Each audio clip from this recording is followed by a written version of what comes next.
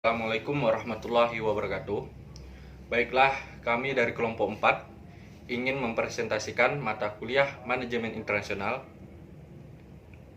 Dari kelompok 4 itu ada Karisma Anjeli Monika, saya sendiri Muhammad Alek, Sonia Dwi Monita, dan Sri Wayu Ningsih. Dosen pengampu kita yaitu Dr. Elpis Wandi, SEMM. Pada pembahasan kali ini, kelompok kami membahas tentang hedging dalam perdagangan internasional. A yaitu definisi hedging. Secara etimologis, hedging berasal dari bahasa Inggris, hedge yang berarti lindungi nilai. Secara terminologis, dalam kamus lengkap ekonomi disebut bahwa hedging adalah suatu tindakan untuk mengurangi ketidakpastian mengenai gerak harga di masa yang akan datang dari suatu komoditi, surat-surat berharga, dan mata uang asing.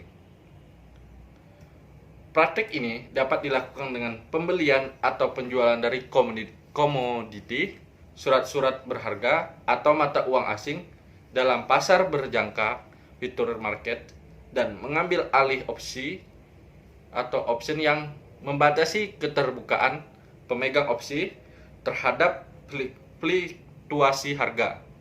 Pada umumnya, hedging ini mengarah pada pengurangan atau penghapusan kerugian yang ditimbulkan dari resiko perubahan nilai kurs.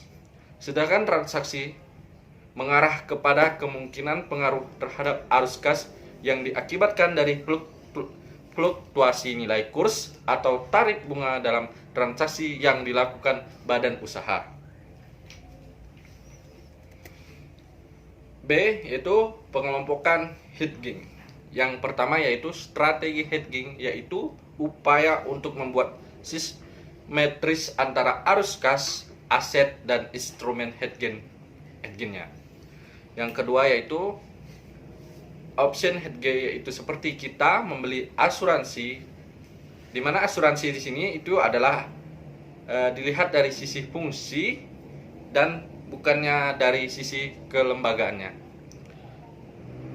Yang ketiga yaitu tentang spekulatif.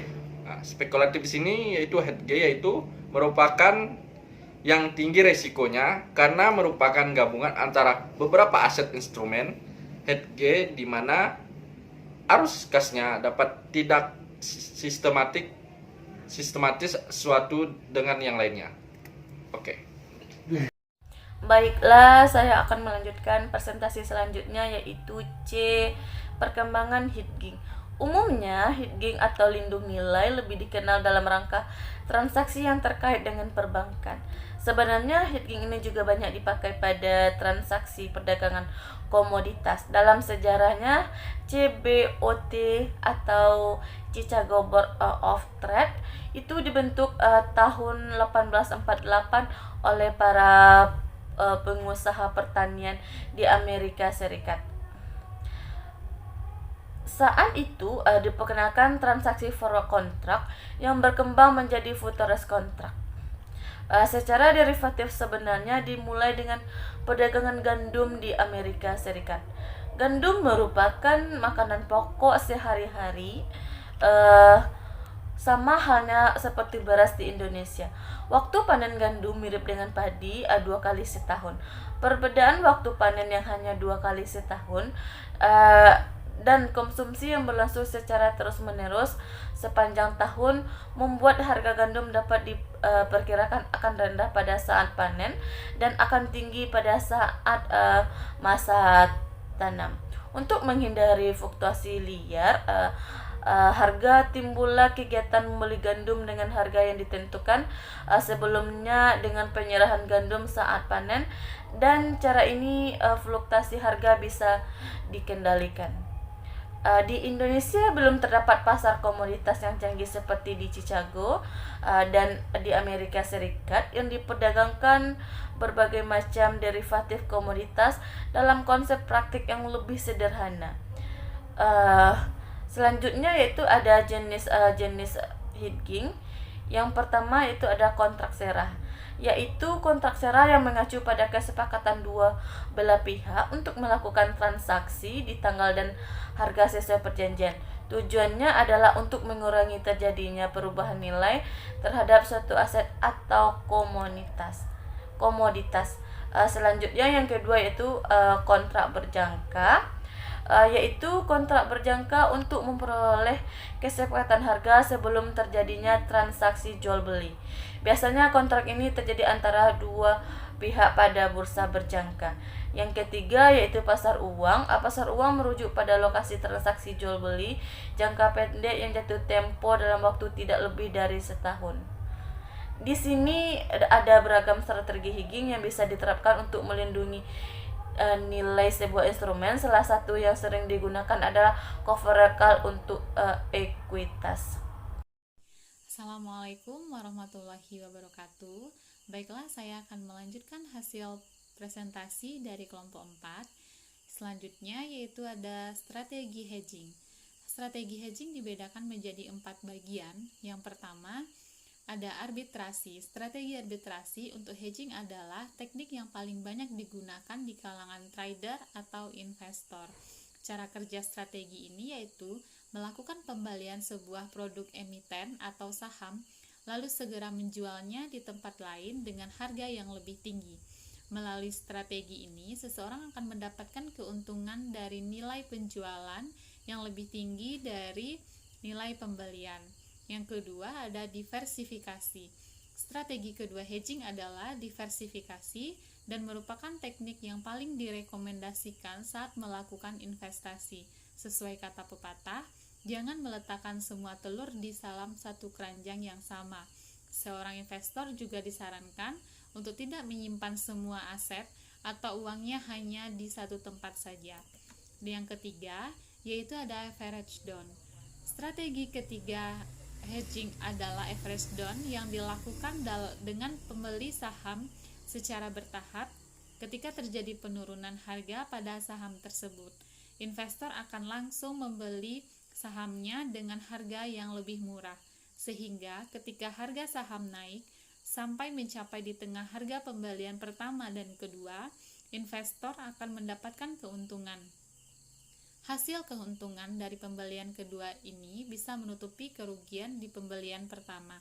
Yang keempat, yaitu ada tutup tunai. Strategi keempat hedging adalah tutup tunai yang merupakan metode paling sederhana. Tutup tunai biasanya dilakukan ketika harga saham mengalami penurunan tidak menentu. Mengatasi hal ini, investor memilih untuk menyimpan uangnya secara tunai sebagai upaya melindungi kondisi finansial dan mengurangi kerugian. Selanjutnya yaitu ada teknik hedging. Teknik hedging dibedakan menjadi 4.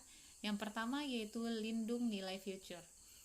Teknik ini dapat dilakukan perusahaan dengan future mata uang untuk melakukan lindung nilai dari eksposur transaksi. Yang kedua, lindung nilai forward. Kontrak forward digunakan untuk menetap kurs masa depan yang digunakan perusahaan MNC untuk membeli atau menjual suatu mata uang. Kontrak ini pada umumnya digunakan dalam transaksi besar dan perusahaan MC dapat meminta kontrak forward dalam jumlah. Baiklah, saya Karisma Anjeli Monika akan melanjutkan materi berikutnya, yaitu penggunaan hedging di Indonesia.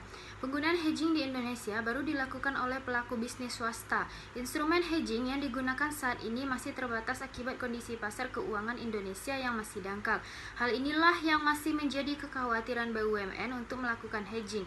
Di samping masih belum komprehensifnya aturan perundang-undangan terkait akuntansi penggunaan hedging di BUMN, oleh karena itu BI, BPK, dan Kementerian Keuangan melakukan pertemuan untuk sepakat melakukan pembentukan aturan mengenai akuntansi penggunaan hedging di BUMN maupun pemerintah. Ketidakpastian kondisi perekonomian global mempengaruhi kondisi dalam negeri Indonesia. Salah satu faktor yang mempengaruhi ketidakpastian ini adalah nilai tukar rupiah terhadap mata uang asing. Perlunya lindung nilai atau hedging dalam memitigasi risiko nilai tukar mata uang asing terhadap rupiah. Lindung nilai atau hedging adalah suatu strategi yang diciptakan untuk mengurangi timbulnya risiko bisnis yang tidak terduga.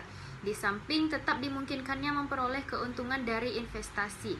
Prinsip hedging adalah menutupi kerugian posisi aset awal dengan keuntungan dari posisi instrumen hedging. Sebelum melakukan hedging, hedger hanya memegang sejumlah aset awal. Setelah melakukan hedging, hedger memegang sejumlah aset awal dan instrumen hedgingnya disebut portofolio hedging.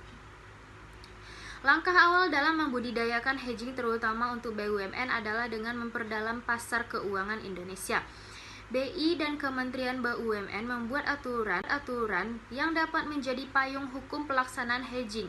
Kebijakan terkait risiko hedging akan ditanggungjawabkan oleh negara dan diharapkan akan menambah BUMN yang melakukan hedging. Sampai saat ini, baru 2 BUMN yang telah melakukan hedging yaitu Garuda Indonesia dan juga BNI. Nah, perbandingan pelaksanaan hedging oleh perusahaan non-lembaga keuangan Swedia dan Korea serta perusahaan multinasional lainnya di Inggris, Amerika, dan Jerman serta lainnya dapat menjadi pengayaan dalam melakukan hedging. Perlunya pemahaman yang sama akan pentingnya hedging dalam mengatasi exchange rate exports serta dukungan dari berbagai politik untuk mendukung ketersediaan instrumen hedging yang baik menjadi tantangan semua pihak yang berkepentingan agar kondisi perekonomian dalam negeri Indonesia dapat stabil dan kondusif.